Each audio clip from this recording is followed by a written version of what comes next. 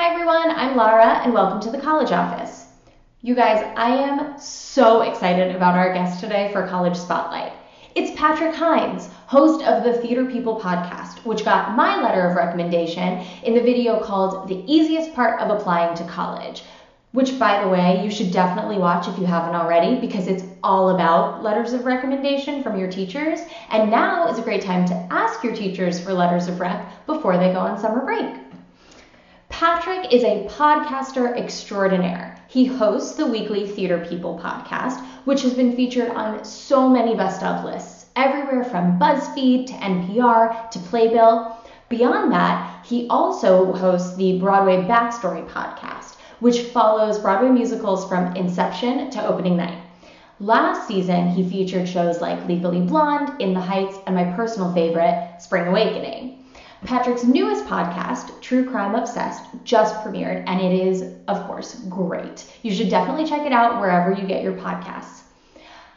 I'm a little bit nervous to talk to Patrick because he is someone that I consider a master interviewer, but I am really excited to hear about his time at Emerson College.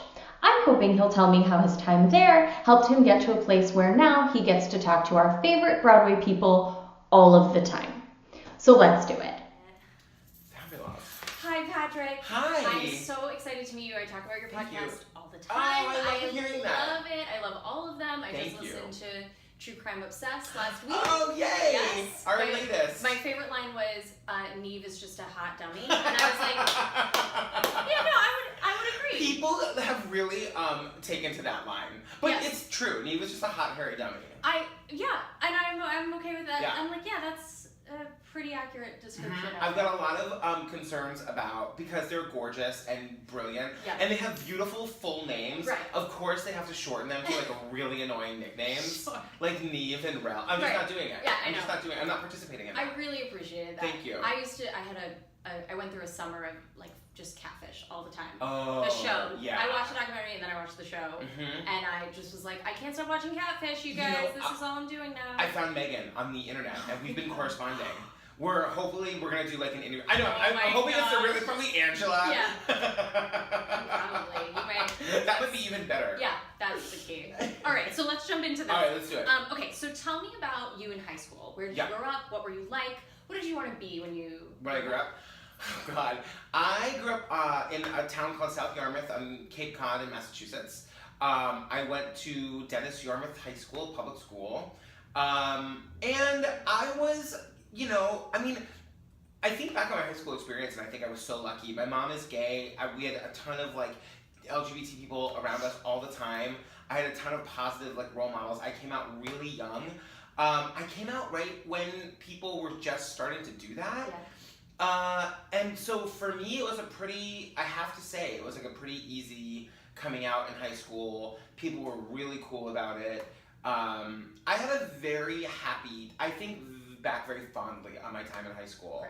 Right. I was like a theater kid and I did all the shows, and I wouldn't find this out until later that I just like wasn't very good, but I just like loved it so much. Right. And I remember we had this wall, and like backstage at our high school auditorium that like the senior theater kids would sign. Right.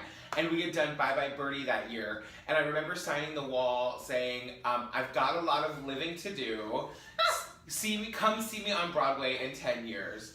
And it's like, that was what I wanted. I wanted to be a Broadway actor. I wanted to like move to New York and do the audition thing. And, I went to college, and in my first year, I just immediately knew that was not going to be my path. Yeah. But high school was, a very fun, positive time. That's really great because not everyone has that experience. Yeah, absolutely. So it's great that you were nurtured in your love of theater and you believed that was something that you could do. Exactly. That's great. And I found my own way Right. into the Broadway community. Sure. So that has been a great gift. Right. So where did you end up applying to college? And did you have to choose? Did you choose between a BA and a BFA? Mm-hmm. I applied to a lot of programs. So I had been taking classes at the Boston Conservatory. Mm-hmm. I applied at Emerson. I applied at Ithaca, Boston Conservatory, probably a handful of other schools. Super expensive private schools I had no business applying to. I shouldn't have gone to. Right. I got accepted to Boston Conservatory and to Emerson, and I don't remember where else I got accepted, but I really wanted to go to Boston Conservatory, but they gave me no money. Yes. And Emerson gave me essentially a full ride for my first year. Wow. Which is kind of a trap, because then you get basically no money for the following 3 years. That's terrible. Yeah, I mean, I'm still paying my college loans. I mean, I came out of college with the amount of debt doctors come out of school with. I'm not joking about that. Like, yeah. very near 6 figures. Right. And I'm still paying it off. Yeah. And, but so I ended up going to Emerson. You know, it ended up being a blessing that I didn't go to Boston Conservatory, because it's a wonderful school for kids that can afford it, and you shouldn't go there if you can't afford it. Yeah. But it's a very much a conservatory program, and as soon as I got to school and I realized I didn't want to be an actor, being in a non-BFA program just gave me a lot more freedom to be able, and that is something that is, I think, very, if you decide to go to college, I think that keeping all of your options open is the best plan, because it's a ridiculous standard to think that people are supposed to know what they want to do with their lives when they're not even 18 and going to college, but when you're like 15 and 16 and applying to college, I mean, it's absurd. Yeah, I totally agree with that, because I did decide immediately I'm going to be a teacher. Yeah. And I was 18, and now I look back and I've talked about this in a video. I look back and I'm like, why didn't anyone say to me, how about just like major in English instead of education? I have to say, like, for me, my mom and everybody around me did try to talk me out of it. Yeah. I think for me too, part of it was being gay. I knew I needed to be in a city. Yes. And for me, I just couldn't. The idea of like living off campus and commuting to like a community college or like a state school just was not. I thought I was so fancy. Like, for some reason I thought I deserved the 4-year private college experience. You know. Sure. I can understand that. I mean, I understand the idea of wanting to get out and go live somewhere else, and that's, that was important for me as well. I totally understand. Yeah. So, did you have a hard time with the actual application process? Was there anyone that helped you? No, I was so lucky, because my high school had wonderful guidance counselors. Yeah. And I sort of relished it, because it was like an opportunity to talk about myself. I remember writing my personal essay, which, God, I hope I never see it, because it would be horrifying to read now, because it was the most self-aggrandizing, completely unself-aware, but I don't remember that being a challenge. I remember being excited about it. My high school was also very, they were great about like making sure that the seniors knew about scholarship opportunities. Yeah. And I just went to like a random public high school. So no, I remember that I was very excited about going to college. Yeah. So no part of it was going to be a challenge for me, because I just really wanted to do it. Sure. Yeah. Sure. That's My high school was very also didn't make it a competitive environment, but they were very, like, whenever a kid got accepted and made the choice where they were going, there was a big announcement, and it was a big deal. That's really nice. Yeah. It's nice that was built into the culture of the school. Absolutely. That's great. So you chose between Boston Conservatory and Emerson. Chose Emerson. So if you had gone to Boston Conservatory, you would have been on a BFA track. I probably would have transferred. Right. I believe that Boston Conservatory is only a BFA. Emerson, everybody comes in as a BA, and then in the acting program and the musical theater program, you have to audition, I think, in your sophomore year to get into the BFA program. Got it. So I actually think that I graduated with a BFA, because they were trying to help me figure out like how I could do it in 4 years and so I had a very general degree when I graduated in theater studies. Oh, okay. But I did internships at the NBC affiliate. I did an internship at like the biggest radio station in Boston. Yeah. I ended up I think that interning is the most important thing you can do in college, because any place will hire you to work for free. Yeah. And if you, I had a job I had a paying job on the side as well. I had a full course load. Somehow managed to also have a social life. Like, you can do it all. Yeah. But then what ended up bringing me to New York was from my internship at NBC, I got hired at CNBC here and moved. And it was, the job ended up not being the right fit for me, but the move to New York was absolutely the right fit. Yeah. So were you planning to come to New York anyway? I loved Boston so much. I never thought, when I was in college, I thought I would live in Boston forever. I loved it there. Yeah. And then I got this job, and it just felt like an adventure. I literally had zero money in the bank, but I was like, me and 3 friends rented a car, and a weekend we came down and like found an apartment went back and graduated, and then Yeah. came back down, and I started my job like a week later. I love that. Yeah. That's really cool. Yeah, thanks. So, did you like Emerson? Did you have Loved a it. favorite class? What were your favorite parts? I really wish that I had, people come out of college and they have like their mentors and the people that they go back. I don't have any of that. Yeah. Because my major was very general. Right. I was never much of a student. I always got fine grades, but I was never the kid that was gonna like go to the library or like sit and chat with professors. Like I just wasn't like that. Mm-hmm. Socially, it was amazing. Some of my best friends that I still have to this day, I met at Emerson. I loved it. I absolutely loved it. Boston is a great school to go for college. I mean, it's a great starter city if you want to move to a bigger city.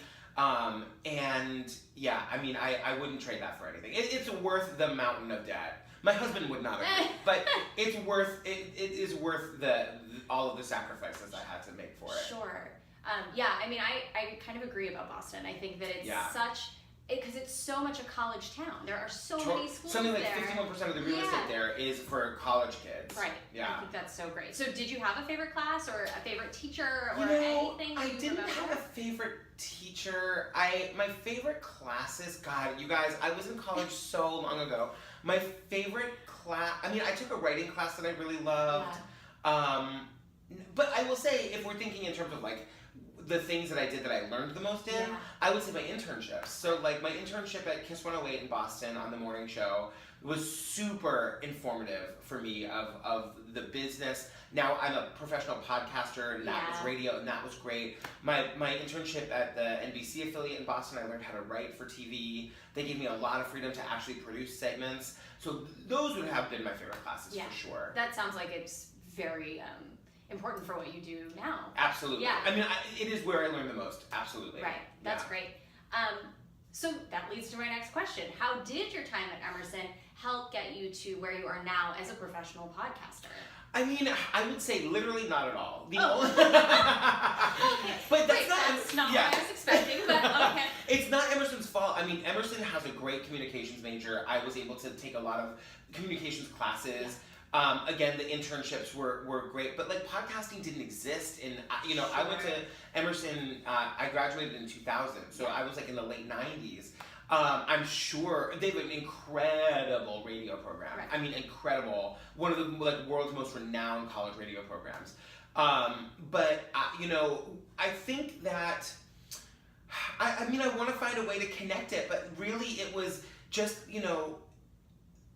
it was just doing what I'm doing now is a series of like fortunate and unfortunate events that like started with me like moving to New York and having a job I didn't like and going into the service industry and being successful in that, but knowing that I wanted more and trying my hand at different things. And initially I wanted to be a writer, and I met a book agent because I was a bartender and she was one of my guests, and she became my agent. She helped me sell 2 books that both got published, so that was amazing.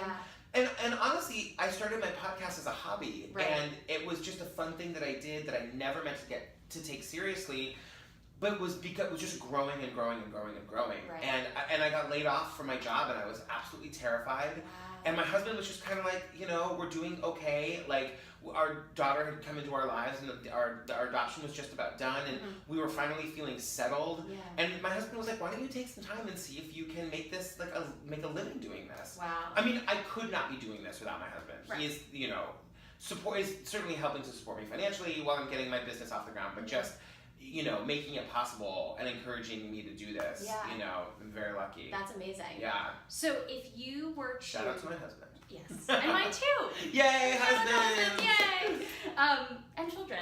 Oh my God, my child. Yes. Oh. I have a 2-year-old. Oh, congratulations, yes. Boy or girl? A boy. What's his name? His name's Asher. Oh, such a great name. Thank you. Mine is Daisy. She's 3. And she's perfect. Oh, yeah, mine too. That's weird. That's weird that we both got perfect children. Yeah, I'm pretty sure that's how it works. Yeah, I think so. I mean, I love being a dad. Yeah, I love being a mom as well. And I gotta say, I love being a co-dad with my husband. Mm-hmm. My husband is the greatest dad. Yeah. Puts me to shame. I mean, like, the way that he is with her is miraculous. Yeah. It's incredible. I think dads in general have a real, like, my husband has a really special relationship with my son, which is great to see. So, totally. Yeah. Yeah, I'm totally the mom. Okay, so my last question is, what advice would you give someone applying to college now? And that kind of goes along with, if you could go back and do something differently, would you? Yeah, it's tough because the advice I have to give is probably the advice I would not take. Which is like, you know, don't go to a private college if you can't afford it. I mean, I'm going to look at the camera for this. Sure. Money, money, money, money, money. I can write on an index card the 10 things I learned in class at college. That doesn't mean you shouldn't go. It just means that you should do it in the way. There's no reason to go to a school that's going to cripple you when you come out, so that you can't pursue the thing that you want to do, so you have to have a job you don't like that pays the bills. I know you don't want to hear this, but that is the most important thing. If you need to go to community college for 2 years, I mean, I remember being so jealous of the kids that went to community college and then transferred in and had no debt. Take every AP class you can take in high school, because those credits do transfer, and it saved me. My AP credits made it so I could graduate in 4 years after I changed my major. It's all I can say. Money, money, money, money, money, money, money. Just let those words ring in your head, because, like I said, I came out of college with literally crippling debt, and it did impede me being able to do things I wanted to do. And it's a tough call for me to say if it was worth it. That's really good advice. That said, there are a ton of financial aid opportunities. Yes, and totally. We'll talk in videos about financial aid opportunities, where to find the scholarships, how to get financial aid, how to make the most out of your financial situation. Financial aid, though, includes a lot of loans. Yes. You know, they'll give you a financial aid package. It's not free. I mean, if you're brilliant, you know, you can find the scholarships. I think all I'm trying to say is that private college does not have to be the way to go. I totally agree. You know? I think there are such amazing state schools in every state. Yeah. And I think that, you know, we discount them because they're not the name school. Totally. And that's something that I really try to get away from, is there's no perfect place, and there's no one place that's going to get you to that one job. Nope. There's no one It's path, all you. really. I mean, everything that you are going to attain in life is going to be what you did yourself. Unless you go to Harvard, unless you go to Juilliard, unless there are of course certain name schools that will make things easier for you. But even still, you graduate from Harvard Law School, you're still going to start as a first-year associate. Yes. I know this from watching The Good Wife. I could talk a lot about Grey's Anatomy, probably. Yeah, exactly. With that analogy. Exactly. Yeah, absolutely. Yeah, there's something else I was gonna say, and I can't remember what it is now. But what I was gonna say too is that, like, maybe college right out of high school isn't the right thing for you. If you're a performer, maybe you come to New York for a year and you take, I can tell you the people from my podcast, Lindsay Mendez, the fabulous Lindsay Mendez, who went to Performing Arts High School. If you go to Performing Arts High School, you don't have to go to college. I'm sorry, am I not supposed to be saying this? I mean, I think there are certain circumstances, and I think you're right that in certain circumstances, college is not the right path. Immediately out of college, totally. out of high school. I mean, because once again, you're not supposed to know what you want to do with your life when you're 18. Take a year and travel. Take a year and take community college classes. Yes. Take a year and get your acts together so that you can make an informed choice. Yeah. I mean, the fact that me as an 18-year-old was allowed to take out almost $100,000 in debt without having I didn't have a credit card. I didn't know what debt was. That's unconscionable to me. Yeah, it's so hard. But I think that that's really good advice, and there's so many decisions to weigh at the end of it. And maybe that school is your dream school, but that if you don't go to that one place, that doesn't mean that you're going to be a failure throughout your life. Absolutely. And I think that coming out of school in debt is really difficult. So. Some, Susie Orman will tell you that some debt is good. Right. There is some debt that is fine, but you want to, especially if you are going into a field that is notoriously low paying to begin with, like performing, very few people come to New York and get their Broadway gig on their first audition. It happens, but, it doesn't happen to a lot of people. And, do you want to be waiting tables so much so that you're too tired to go to the audition? You're too bogged down with whatever, there's a lot of other ways around it. Right. I totally agree. Yeah. And if that's where you're meant to be, then that's where if you're meant to be on Broadway, that's where you'll end up. And also, take a deep breath. Everything's gonna be fine. Oh, of course. Yeah. Yes, everything is 100% gonna be fine. No matter what decision you make, you're gonna end up where you're supposed to be. Yes, I agree. Yeah. That's a great place to stop. Yeah. Thank you so much for coming. You're Patrick. welcome. I'm sorry if I got super intense, No, you guys. I love it. And it's such a thrill to meet you. I You love too. your podcast. Thank it's you. so great. Thank you so much. Nice to meet you. Nice to meet you. Bye. Bye. Oh my gosh, you guys, I loved meeting Patrick Hinds. He was such a joy. I loved hearing about his time at Emerson and all of his experiences here. Definitely check out his podcasts, Theater People, Broadway Backstory, and the latest, True Crime Obsessed. And follow me on Twitter and Instagram at College Office Law and subscribe to the videos here. Thanks for visiting the College Office. See you next time.